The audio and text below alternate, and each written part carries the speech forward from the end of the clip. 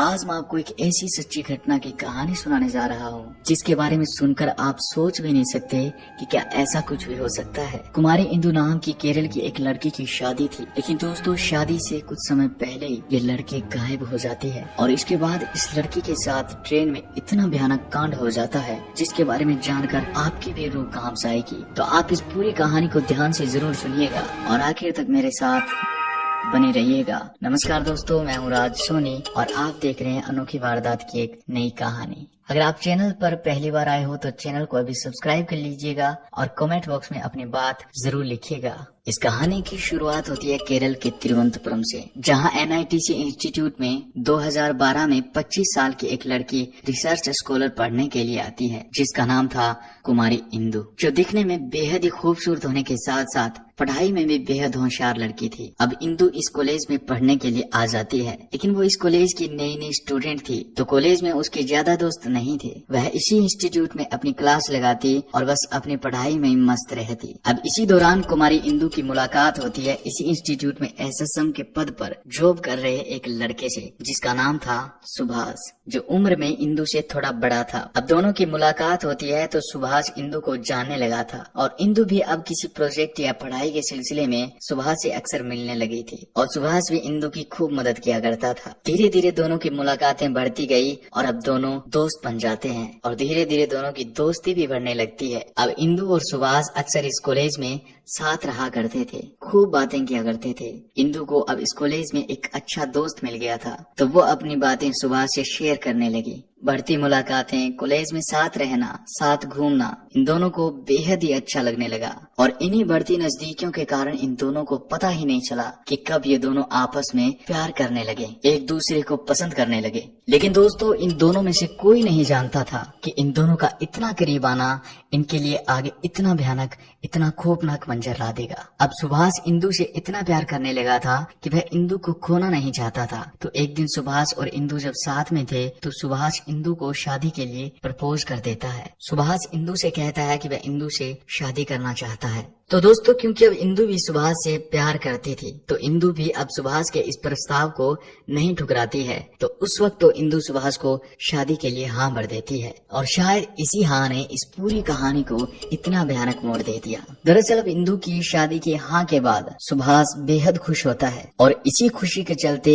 एक दिन 24 अप्रैल 2012 को सुभाष तिरुवनंतपुरम से कोझिकोड के लिए अपनी और इंदु की 2 ट्रेन की टिकट बुक करवा देता है। और दोस्तों सुभाष ने तिरुवनंतपुरम से कोझिकोड के लिए इसलिए टिकट बुक करवाई थी क्योंकि वह कोझिकोड पहुंचकर इंदु के साथ शादी करना चाहता था और इसके लिए सुभाष ने पूरी तैयारी कर रखी थी और शादी के लिए बुकिंग भी करवा रखी थी। लेकिन दोस्तों इंदु को इस बात की भनक तक नहीं थी कि सुभाष ने इतना कुछ सोच रखा है, क्योंकि सुभाष ने ये बात इंदु से सीक्रेट रखी थी। वह इंदु को शादी का सरप्राइज देना चाहता था। और दोस्तों इसके अलावा सुभाष ने कोझिकोड से सिक्किम की भी टिकट बुक करवा रखी थी ताकि वो दोनों कोझिकोड शादी करके वहीं से सिक्किम अपने हनीमून के लिए निकल जाएं। लेकिन उसने ये बात इंदु से छिपा रखी थी और वह इंदु से बस इतना कहता है कि तुम और मैं घूमने के लिए कोझिकोड जा रहे हैं। और इंदु भी सुभाष के साथ सफर करने पहले भी बहुत बार जा चुकी थी तो इंदु इस जर्नी के लिए तैयार हो जाती है। लेकिन दोस्तों तभी कुछ ऐसा होता है जिसकी सुभाष ने कभी कल्पना भी नहीं की होगी। दरअसल 24 अप्रैल 2012 को, उसी दिन जिस दिन सुभाष ने टिकट बुक करवाई थी, उसी दिन शाम को सुभाष के घर पहुँचते हैं इंदु के मम्मी पापा,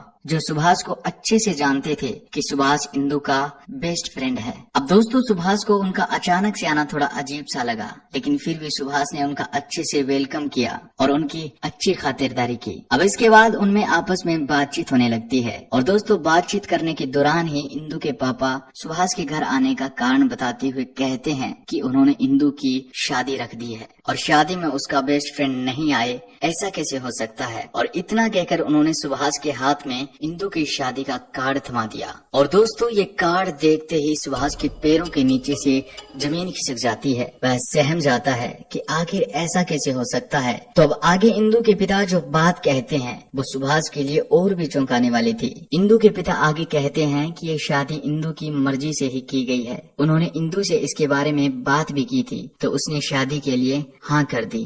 अब इतना कहकर इंदु के मम्मी पापा वहाँ से चले जाते हैं। और दोस्तों इस बात की खबर इंदु को नहीं थी कि उसके मम्मी पापा सुभाष को उसकी शादी का कार्ड देने उसके घर गए हैं। शायद अगर इंदु को ये बात पता होती तो वो उन्हें वहाँ जाने से रोक लेती और ट्रेन में इतना भयानक कांड न हो पाता। अब दोस्तों इधर सुभाष के मन में एक ही बात चल रही थी कि आखिर क्यों इंदु ने उसे अपने रिश्ते, अपनी शादी के बारे में नहीं बताया। कहाँ सुभाष ने इंदु के साथ अपनी शादी का रजिस्ट्रेशन करवा रखा था, यहाँ तक हनीमून की टिकट भी बुक करवा रखी थी, और कहाँ वह इंदु की शादी का कार्ड हाथ में पकड़े खड़ा था। यह बात सुभाष को अंदर ही अंदर खाई जा रही थी। उसके मन में इंदु के प्रति गुस्सा भी था कि बात इतनी आगे बढ़ गई, लेकिन इंदु ने कभी जिक्र तक नहीं किया। लेकिन अब भी सुभाष सोचता है कि इंदु के घर वाले कास्ट में ज्यादा विश्वास रखते हैं, तो शायद इंदु ने घर वालों के दबाव में आकर इस शादी के लिए हाँ किया होगा। उसके मन में अब भी ये था कि उसे एक बार फिर से इंदु से इस बारे में बात करनी चाहिए। तो सुभाष इस ट्रिप को कैंसिल नहीं करता है और अगले ही दिन यानी कि 25 अप्रैल 2012 को इंदु और सुभाष प्लान के मुताबिक दोनों तिरुवनंतपुरम रेलवे स्टेशन पर मिलते हैं और वहाँ से कोझिकोड के लिए ट्रेन पकड़ते हैं। अब दोनों ट्रेन में बैठ जाते हैं और ट्रेन तिरुवनंतपुरम से रवाना हो जाती है और ट्रेन के चलते ही दोनों आपस में बात शुरू करते हैं। सुभाष अब अपने सामने की सीट पर बैठे इंदु को 24 अप्रैल के शाम की घटना के बारे में बताता है कि शाम को तुम्हारे मम्मी पापा तुम्हारी शादी का कार्ड लेकर मेरे घर आए थे। और दोस्तों सुभाष के मुंह से ये बात सुनते ही इंदु के चेहरे की चमक उड़ जाती है कि आखिर ये क्या हो गया। तो अब सामने सीट पर बैठा सुभाष इंदु को अपने प्लान के बारे में बताता है कि उसने सिर्फ तुमसे शादी करने के लिए तिरुवनंतपुरम से कोझिकोड की टिकट बुक करवाई है और इस शादी के लिए उसने रजिस्ट्रेशन भी करवा रखा है। और वो आगे कहता है कि मैं तुमसे बेहद प्यार करता हूँ और मैंने कोर्ट मैरिज के लिए भी रजिस्ट्रेशन करवा रखा है। लेकिन दोस्तों ये बात सुनते ही इंदु कहती है कि ऐसा नहीं हो सकता। उसके घर वाले कभी भी इस बात के लिए राजी नहीं होंगे कि उनकी बेटी की शादी किसी दूसरी कास्ट के लड़के से हो। और इंदु आगे कहती है कि मैं तुमसे शादी किसी भी हालत में नहीं कर सकती। हमारा सफर सिर्फ दोस्ती और प्यार तक ही था। लेकिन सुभाष इंदु की बात सुनकर उसे शादी के लिए जिद करने लगता है और कहता है कि वे तुम्हारे बिना किसी भी हालत में नहीं रह सकता। अब ये सुनकर इंदु को भी गुस्सा आ जाता है और वह उसके सामने की सीट पर बैठी जोर जोर से चिल्लाने लगती है। और जब ये दोनों बहसबाजी कर रहे थे तो उसी ट्रेन के डिब्बे में इनके पास बैठे लोग इनको एक नजर से देखे जा रहे थे। लेकिन दोनों की बहस बढ़ती गई तो सुभाष इंदु को टोकते हुए कहता है कि सभी लोग उनकी बातें सुन रहे हैं तो उन्हें साइड में जाकर आराम से बात करनी चाहिए। तो अब इंदु और सुभाष अपनी सीट से खड़े होकर गैलरी से होते हुए उस डिब्बे के गेट के पास आ जाते हैं और बात करने लगते हैं। और दोस्तों उस वक्त लगभग रात के 2 बज रहे थे तो उस गेट के पास इन दोनों के अलावा और कोई भी नहीं था। और इंदु उस वक्त गेट के बिल्कुल पास खड़ी थी और सुभाष जस्ट उसके सामने खड़ा था। तो अब सुभाष आखिरी बारी इंदु से पूछता है कि क्या वह उससे शादी करेगी। तो अब इंदु से मना करती हुई कहती है कि वह अपने घर वालों के खिलाफ नहीं जा सकती। उसने खुद भी इस शादी के लिए हामी भरी है तो वह उसी लड़के से शादी करेगी जिसे उसके मम्मी पापा ने पसंद किया है। और दोस्तों इंदु की ये बात सुभाष को खटक जाती है और इस बात के लिए सुभाष को इतना गुस्सा आ जाता है कि रात के 2 बजे जब ट्रेन प्रयाग नदी के पुल से गुजर रही थी तो उसी समय सुभाष इंदु को ट्रेन से धक्का दे देता है। और जैसे इंदु ट्रेन से नीचे गिरती है तो उसका सिर सीधे उस पुल की पाइप से टकराता है और इंदु सीधे पाइप से टकराकर नीचे पानी में गिर जाती है। अब दोस्तों पल भर के गुस्से ने सुभाष से इतना बड़ा कांड करवा दिया। अब सुभाष भी सहम जाता है और वह 12 किलोमीटर आगे आने वाले स्टेशन पर उतर जाता है और वापस अपने घर चला जाता है। और इधर जब इंदु के पापा सुबह इंदु को कॉल लगाते हैं तो उसका फोन स्विच ऑफ आता है। अब उन्हें भी इस बात का पता नहीं था कि कल रात इंदु सुभाष के साथ थी। फिर भी वो एक बार सुभाष से पूछते हैं कि इंदु का फोन स्विच ऑफ आ रहा है, वह कहाँ है, क्योंकि उन्हें शादी के पहले होने वाली रस्में पूरी करनी थी। तो अब आगे सुभाष घर वालों से कहता है कि वह नहीं जानता कि इंदु कहाँ है। उसने भी इंदु को कॉल किया लेकिन उसका फोन ऑफ आ रहा था। अब इंदु के घर वाले, इंदु के पापा इंदु की तलाश में लगे पड़े थे और इसी दौरान 2 दिन बीत जाते हैं और इस बीच उन्होंने पुलिस स्टेशन में इंदु की गुमशुदगी की रिपोर्ट भी करवा दी थी। तभी दोस्तों 2 दिन बीत जाने के बाद उस नदी में उस पुल के किनारे मजदूर रेत निकाल रहे थे तो उन्हें एक लड़की की लाश मिलती है जिसका पीछे से सिर फटा हुआ था। तो अब इस लड़की की पहचान की जाती है तो पता चलता है कि ये कुमारी इंदु की ही डेड बॉडी थी जिसका पोस्टमार्टम कर घर वालों को सौंप दिया जाता है। और अब पुलिस इस केस को सुसाइड बताकर रिपोर्ट बना देती है, क्योंकि पुलिस वालों को लगा कि इंदु की कुछ समय बाद शादी थी और शायद इस शादी में घर वालों ने इंदु पर दबाव बनाया होगा, जिस कारण इंदु ने खुदकुशी कर ली। लेकिन दोस्तों, इंदु के पापा ये कभी भी मानने को तैयार नहीं थे कि इंदु ने खुदकुशी की है, क्योंकि ये शादी इंदु की मर्जी से हो रही थी। तो अब इंदु के पापा एक बार फिर उस जगह पर जाते हैं जहाँ इंदु की डेड बॉडी मिली थी। और दोस्तों, जैसे इंदु के पापा उस जगह पर पहुँचते हैं तो उन्हें वहाँ से एक बहुत ही बड़ी बात पता चलती है। दरअसल वहीं काम करने वाले मजदूर से इंदु के पापा पूछते हैं कि उसने उस रात क्या देखा था, तो वो मजदूर बताता है कि वो उस रात यहीं पर सो रहा था, लेकिन जैसे ही ट्रेन आई तो उसकी नींद खुल जाती है और वो सामने देखता है कि ट्रेन से कोई चीज गिर रही है जो सीधे पुल से टकराई है और नदी में आकर गिरी है। और उस चीज के पीछे ट्रेन के गेट के पास उसे एक व्यक्ति खड़ा हुआ दिखाई दिया। और दोस्तों, उस मजदूर की बात सुनते ही इंदु के पापा इस बयान को लेकर हाई कोर्ट पहुंच जाते हैं। तो उन्होंने इस केस को क्राइम ब्रांच को सौंप दिया और क्राइम ब्रांच की टीम एक बार फिर इस केस की तफ्तीश में लग जाती है।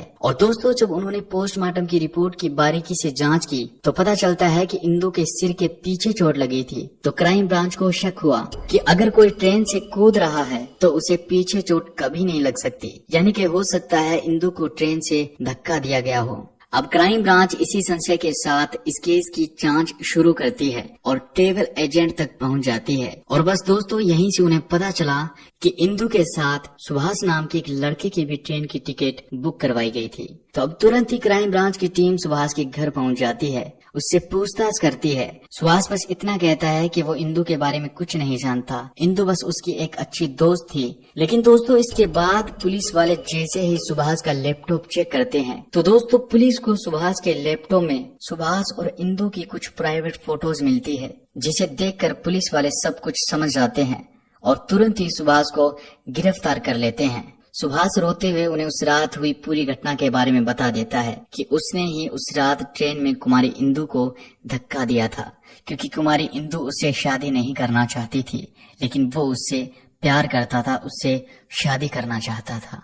लेकिन सुभाष की जिद ने मम्मी पापा की एक प्यारी सी बच्ची को उनसे छीन लिया, जो अपने और अपने मम्मी पापा के सपने पूरे करने यहाँ पर पढ़ने आई थी, लेकिन वापस और उसकी लाश ही पहुंची थी, और वो भी उसकी शादी के महज कुछ दिन पहले। और दोस्तों, इस बच्ची के साथ गलत करने वाला यानी कि सुभाष आज जेल की सलाखों के पीछे अपनी जिंदगी काट रहा है। तो दोस्तों, ये थी आज की हमारी सच्ची वारदात, जिससे आप कुछ सीखने की कोशिश जरूर कीजिएगा कि कैसे अपने बच्चों और खुद को ऐसी हालत आने से पहले ही सतर्क कर लें। मिलता हूँ ऐसी एक नई कहानी के साथ, नई वारदात के साथ। तब तक के लिए आप अपना ख्याल रखिएगा और हमारे साथ जुड़ने के साथ कमेंट बॉक्स में इस कहानी के बारे में अपनी बात जरूर लिखिएगा। धन्यवाद।